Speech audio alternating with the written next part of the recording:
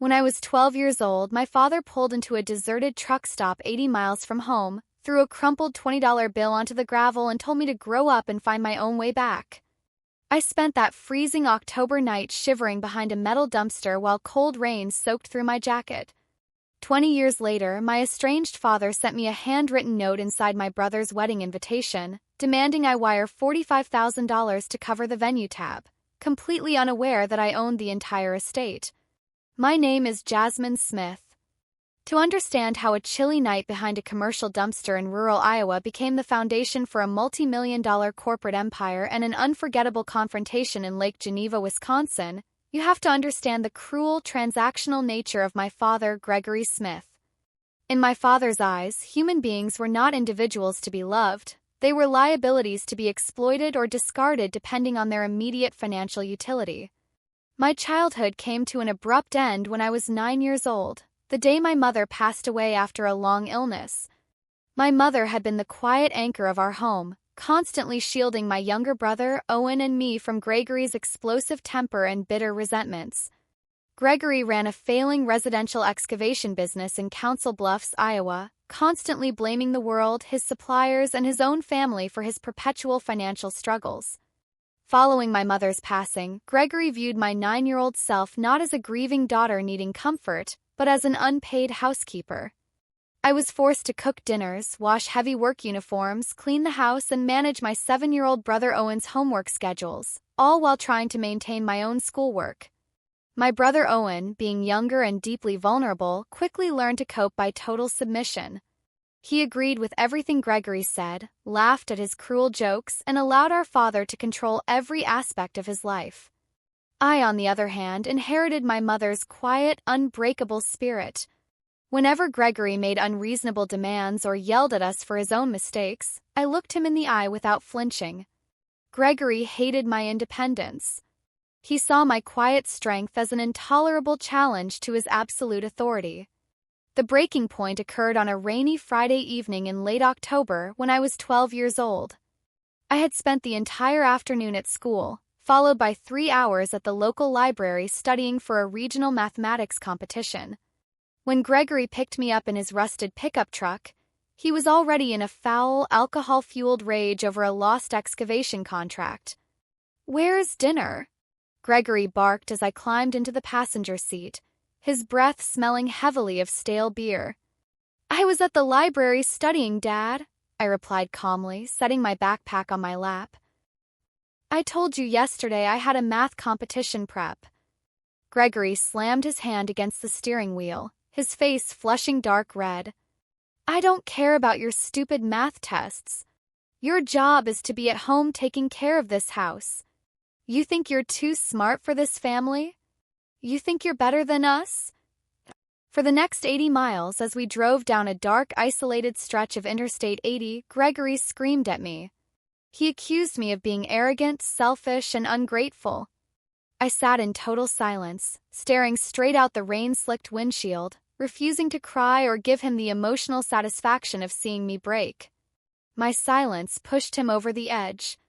10 o'clock at night, near an abandoned highway exit 80 miles from our home, Gregory slammed on the brakes and pulled onto the gravel lot of a closed, darkened gas station. He reached across the seat, shoved open the passenger door, and pointed into the pouring rain. "Get out," Gregory spat, his voice trembling with unhinged rage. I turned my head, staring at him in disbelief. "Dad, it's 80 miles to town. It's pouring rain." Gregory pulled a crumpled, wet $20 bill from his pocket and threw it onto the muddy floorboards near my feet. "You want to act like an independent adult who doesn't need to listen to her father?" Gregory sneered, his eyes cold and lifeless. "Then grow up and find your own way home. Let's see how smart your math tests make you tonight." Before I could speak another word, he reached across, shoved me hard out of the cab, and slammed the door shut. He stomped on the accelerator, spraying muddy gravel across my jeans as his truck disappeared into the pitch-black night. I stood alone in the freezing rain, surrounded by cornfields 80 miles from anywhere I knew. I didn't panic. I didn't sit on the curb and sob. I picked up my backpack, walked around to the back of the darkened gas station building, and found a large, green metal dumpster tucked beneath a small roof overhang. I pulled 2 dry cardboard boxes from the paper recycling bin, laid them out behind the dumpster to block the howling wind, wrapped my thin jacket around my shoulders, and sat down in the dark. As the rain hammered against the metal dumpster all night, a fierce, unbreakable fire ignited inside my heart. I made a solemn, binding vow to myself that night. I would never again depend on Gregory Smith for food, shelter, or safety.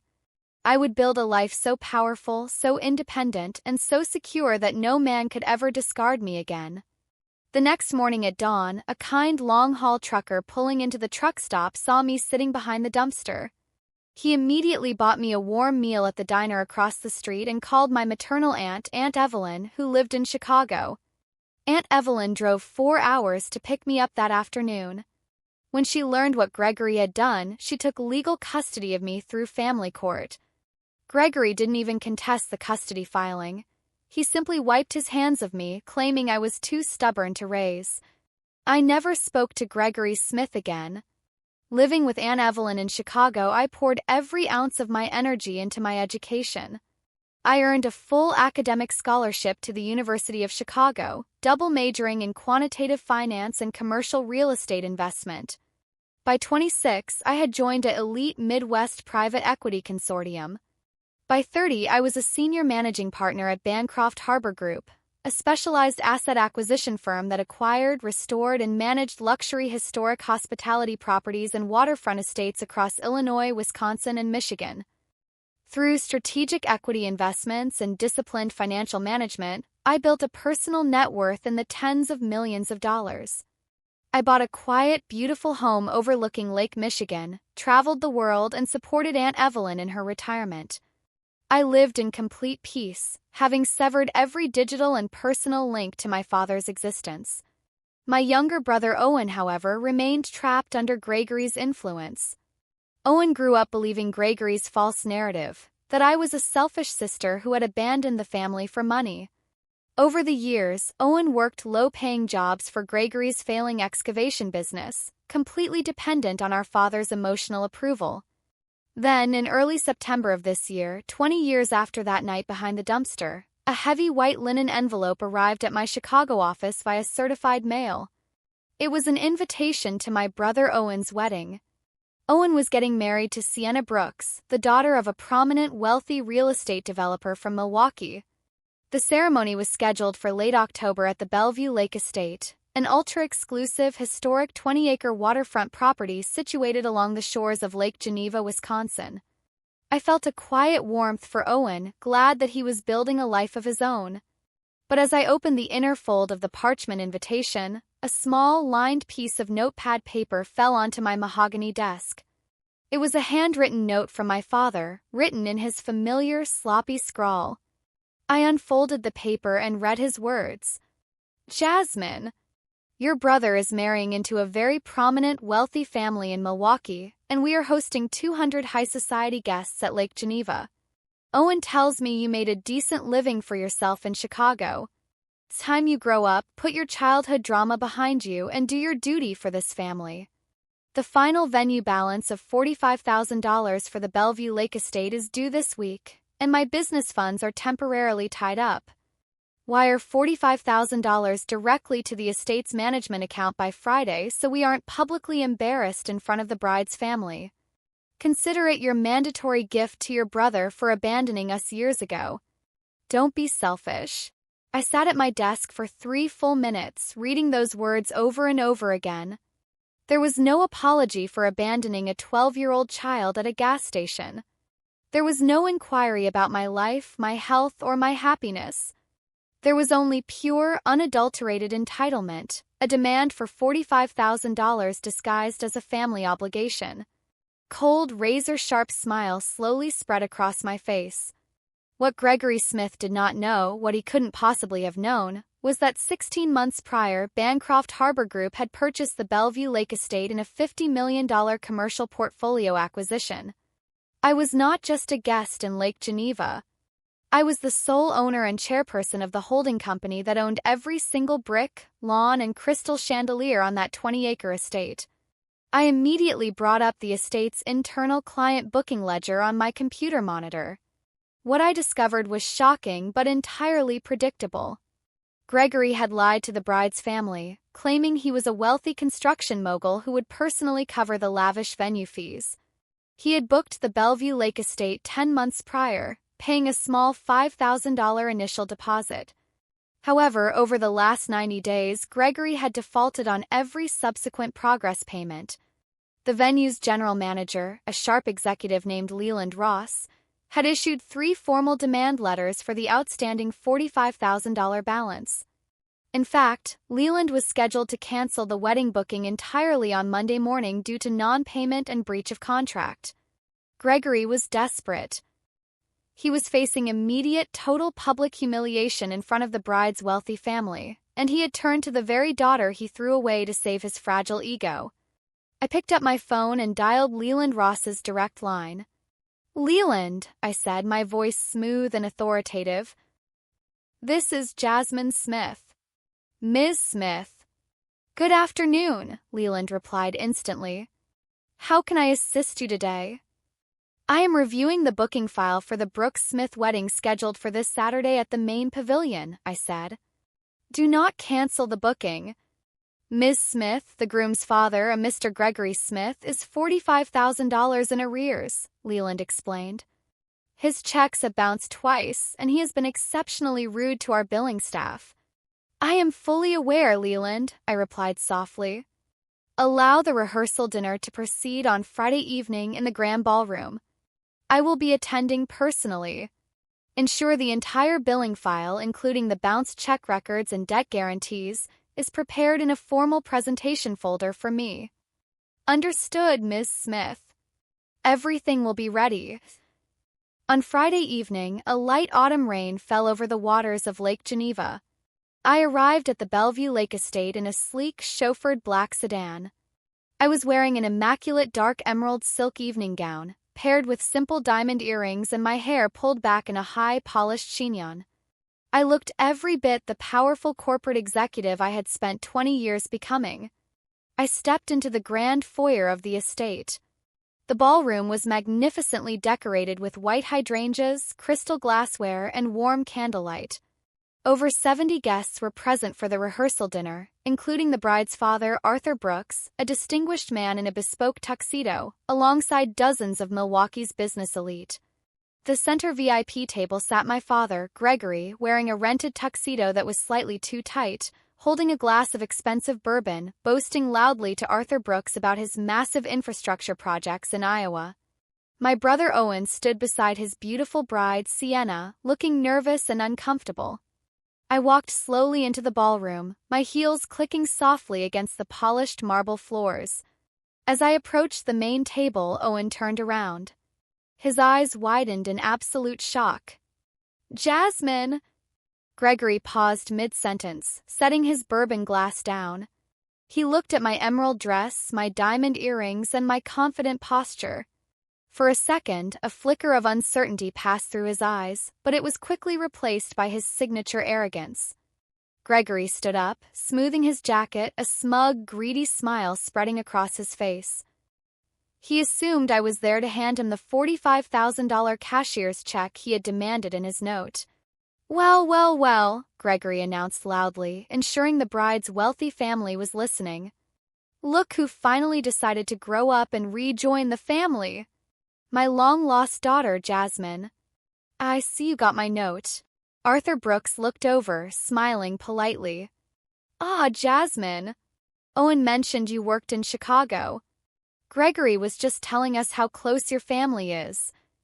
Gregory stepped forward, holding out his hand toward me, his tone dropping to a quiet, pressuring whisper meant only for my ears.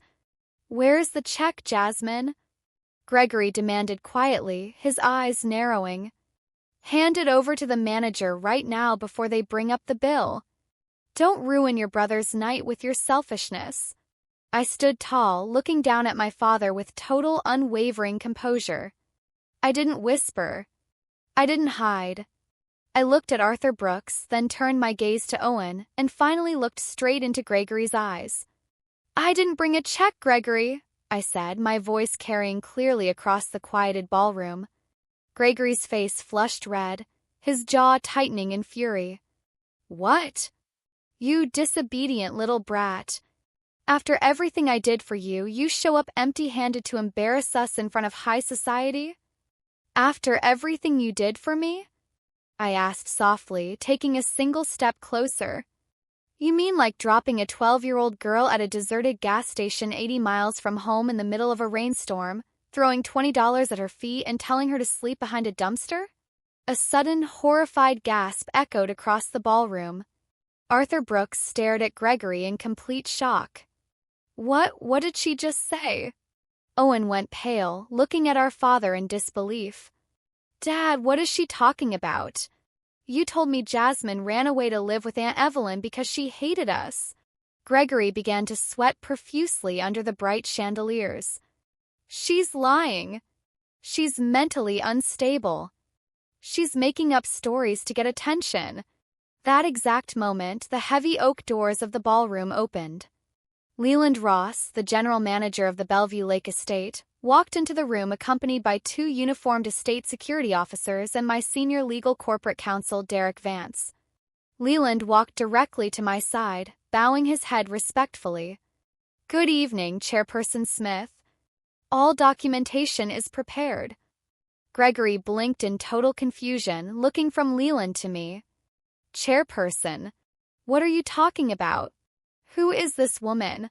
Leland turned to face the entire room, his voice calm, crisp, and professional. Ladies and gentlemen, Leland announced, for those who are unaware, Ms. Jasmine Smith is the managing partner of Bancroft Harbor Group and the sole corporate owner of the Bellevue Lake Estate. The room descended into utter silence. Gregory's mouth hung open. His face drained of all color, turning a ghostly, sickening shade of white. He staggered back a step, gripping the edge of the dining table for support. Derek Vance, my attorney, stepped forward, opening a formal leather binder. Furthermore, Derek announced, we are here regarding the severe financial fraud committed by Mr. Gregory Smith. Over the last 10 months, Mr. Smith submitted 3 fraudulent corporate bank references and 2 bounced checks totaling $45,000 to secure this booking under false pretenses. Arthur Brooks stepped forward, his face dark with outrage as he confronted Gregory. You lied to me. You told me you paid for this entire estate in cash. You tried to scam my daughter's wedding. Owen looked at our father with tears of pure betrayal in his eyes. Dad, how could you? You used me, you lied to everyone. Gregory looked around the room. He saw the bride's family looking at him with utter disgust. He saw his son backing away from him. He saw 70 high society guests staring at his total, humiliating exposure. He turned to me, his arrogance completely destroyed, trembling violently as he dropped to his knees on the carpet in front of my dress. Jasmine, please, Gregory sobbed, tears finally leaking from his aged eyes as he begged in front of everyone. Don't do this to me. I'm your father. I made a mistake 20 years ago. Please pay the bill. Don't throw me out. I looked down at the man who had abandoned a child behind a dumpster, feeling no anger, no malice, and no hatred, only the absolute unshakable peace of a woman who had conquered her own destiny. 20 years ago, Gregory, you told me to grow up and find my own way home, I said softly, my voice ringing with absolute authority. I found my home, and now you need to find yours. I looked at Leland Ross and my security team. Remove this man from my estate immediately, I ordered quietly. If he sets foot on this property again, file formal criminal charges for fraud and trespass. The 2 security officers stepped forward, grabbed Gregory by his arms, and pulled him to his feet. He wept and shouted incoherently as he was marched down the long aisle of the grand ballroom, past his son, past his in-laws, and escorted out into the cold, rainy night. Once the doors closed behind him, the ballroom was still. I walked over to my brother Owen, who was standing in shock. I took his hand, looking into his eyes with genuine warmth. Owen, I said softly, you are my brother. Your wedding will proceed tomorrow as scheduled. Every expense is fully covered by my estate as my personal gift to you and Sienna, on one condition. Owen wiped a tear from his cheek, looking at me. What condition, Jasmine? That man never enters your life or your future children's lives ever again. Owen squeezed my hand tightly, pulling me into a deep emotional embrace. Agreed, Jasmine. Thank you. I'm so sorry I didn't know. The wedding the next day was breathtaking. Under clear autumn skies overlooking Lake Geneva, Owen and Sienna were married in a ceremony filled with real joy, love, and community. I sat in the front row beside Aunt Evelyn, holding her hand as we watched my brother start a healthy new chapter. Following the event, Gregory Smith faced total ruin. Exposed as a fraud, his reputation in Iowa was completely destroyed. Unable to secure business loans or contracts, his excavation company collapsed into bankruptcy. He was forced to sell his house to settle outstanding municipal tax debts and moved into a small, dilapidated trailer outside Council Bluffs, living out his remaining years in total isolation and obscurity. Meanwhile, my life continued to expand in purpose and joy. Bancroft Harbor Group launched a major philanthropic initiative, the Haven Foundation, which funds full housing, legal protection, and educational scholarships for abandoned and vulnerable youth across the Midwest. 3 years after that night in Lake Geneva, I stood on the balcony of my lakefront estate, watching the sunset over the quiet waters with my husband and our newborn daughter sleeping peacefully in her crib inside. I had proven that the darkest moments of your past do not define your destination. True power isn't found in seeking revenge. It is forged when you take the pain of abandonment, transform it into unshakable strength, and build a fortress of success that no one can ever take away from you.